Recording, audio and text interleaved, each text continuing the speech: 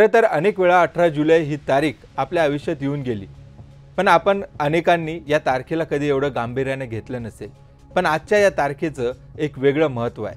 खास करून महाराष्ट्रातल्या राजकीय घडामोडींनंतर तर या तारखेला खूप महत्त्व आलं आहे. ही 30 तारीख आहे ज्या तारखेनं महाराष्ट्राचं राजकारण बदलून टाकलं. महाराष्ट्राच्या राजकारणाला एक नवा नेता दिला आणि एक नवी दिशा दिली. 18 जुलै 1978 हा तोच दिवस होता ज्या दिवशी शरद पवार यांनी महाराष्ट्राचे सर्वात तरुण मुख्यमंत्री म्हणून शपथ घेतली आणि महाराष्ट्राला एक नवा नेता मिळाला. यशवंतराव चव्हाण यांच्यानंतर महाराष्ट्राचा चेहरा कोण या प्रश्नाचं उत्तर 18 जुलै 1978 या तारखेनं दिलं. पण शरद पवारांचा हा प्रवास अत्यंत रंजक होता. म्हणजे झालं असं की 1975 मध्ये इंदिरा गांधी यांनी आणीबाणी लावली आणि काँग्रेसमधलेच त्यांचे अनेक सहकारी या आणीबाणीच्या विरोधात होते. यामध्ये यशवंतराव चव्हाण यांच्यासारखा एक सर्वात ज्येष्ठ नेता देखील इंदिरा गांधी यांच्यापासून वेगळा होता. 1975च्या या आणीबाणीमुळेच काँग्रेसची शक्ल उडाली. इंदिरा काँग्रेस आणि काँग्रेस एस असे दोन काँग्रेसची स्थापना झाली. काँग्रेस एस जी स्थापन करण्यात आली त्यामध्ये यशवंतराव चव्हाण यांचा पुढाकार होता आणि त्यामुळेच महाराष्ट्रातले अनेक दिग्गज नेते, काँग्रेसमधले दिग्गज नेते यशवंतराव चव्हाण यांच्यासोबत काँग्रेस एसमध्ये गेले आणि यामध्ये शरद पवार यांचा देखील समावेश होता. या आणीबाणीनंतर 1977 मध्ये झालेल्या महाराष्ट्रातल्या निवडणुकांमध्ये कोणालाही बहुमत मिळालं नाही. पहिल्यांदाच महाराष्ट्रात त्रिशंकू परिस्थिती निर्माण झाली. जनता पक्षानं 99 जागा जिंकल्या. काँग्रेस आय यांच्याकडे 62 जागा होत्या तर रेड्डी काँग्रेसकडे 69 जागा होत्या. आणि पहिल्यांदाच महाराष्ट्रापुढे प्रश्न उभा राहिला की आता सरकार बनणार कसं. आणि याच निवडणुकीत शेतकरी कामगार पक्षाला 13, माकपला 9 आणि अपक्षांना 36 जागा मिळाल्या होत्या. त्यामुळे या सगळ्यांचा देखील सरकार स्थापनेत एक महत्त्वाचा वाटा राहणार होता. जनता पक्षाला सरकारपासून लांब ठेवण्याचा निर्णय घेण्यात आला आणि त्यातच काँग्रेस आय आणि काँग्रेस एस एकत्र आले.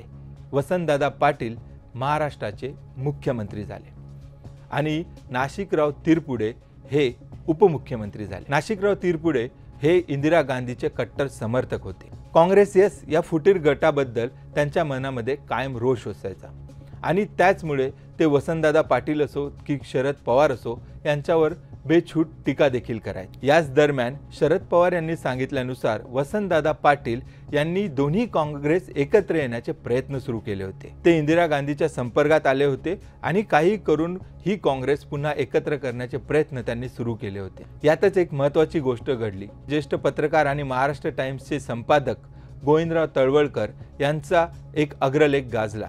या अग्रलेखाचं शीर्षक होतं हे सरकार जावं ही श्रींची इच्छा. या अग्रलेखाबद्दल बोलताना शरद पवार यांनी देखील एक वेळेस सांगितलं की या अग्रलेखात जे लिहिलं होतं ते पुढे घडलं. हा अग्रलेख म्हणजे जणू यशवंतराव चव्हाण यांनी हे सरकार पाडण्याची दिलेली अनुमतीच आहे असंच महाराष्ट्रात समजल्या गेलं. कारण गोविंदराव तळवळकर आणि यशवंतराव चव्हाण यांचे संबंध सर्वांनाच माहिती होते. नाशिकराव तिरपुडे यांचा वाढता त्रास आणि त्यानंतर वसंतदादा पाटील यांचे प्रयत्न या दोन्ही गोष्टी हाणून पाडण्यासाठी एक प्रकारे हालचालींना वेग आला. मग सर्वात महत्त्वाचा प्रश्न होता की आता सरकार बनवायचं कोणासोबत. तर त्यामुळे जनता पक्षाला सोबत घेण्याची गरज होतीच. यावेळेस महाराष्ट्रातल्या जनता पक्षाचं नेतृत्व हे SM जोशी यांच्याकडे होतं आणि याच जनता पक्षाचे राष्ट्रीय अध्यक्ष होते चंद्रशेखर आणि शरद पवार यांचे अत्यंत जवळचे आणि घनिष्ठ संबंध होते.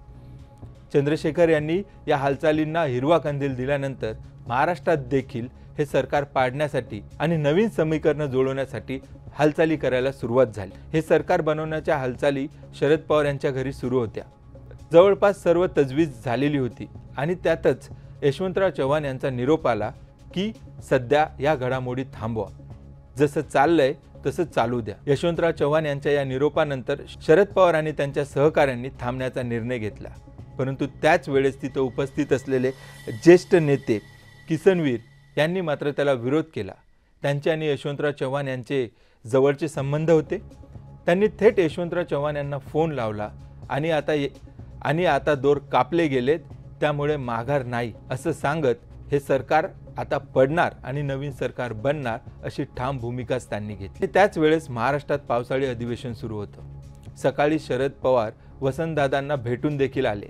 परंतु त्यावेळेस वसंतदादांना कल्पनाही नव्हती की त्यांचं सरकार पुढच्या काही तासात पडणार आहे. असं सांगितलं जातं की नाशिकराव तिरपुडे यांनी वसंतदादांना कल्पना दिली होती की तुमचं सरकार पडणार आहे, परंतु वसंतदादांनी तेव्हा सांगितलं की शरद पवार मला सकाळीच भेटून गेले आणि त्याच दिवशी संध्याकाळपर्यंत वसंतदादा पाटील यांना आपल्या पदाचा राजीनामा द्यावा लागला आणि महाराष्ट्रात शरद पवार यांच्या नेतृत्वात पुलोदचा प्रयोग सुरू झाला. या प्रयोगात जनता पक्षाची साथ होती आणि 18 जुलै 1978 रोजी शरद पवार यांनी महाराष्ट्राचे सर्वात तरुण मुख्यमंत्री म्हणून शपथ घेतली. तिथून जवळपास पुढचे 1.25 वर्ष त्यांनी हे सरकार नेटानं पवार यांचं हे सरकार नीट चालू असतानाच पुन्हा एकदा केंद्रात इंदिरा गांधी यांची सत्ता आली आणि त्यांनी 1980 मध्ये शरद पवार यांचं हे सरकार उधळून लावलं.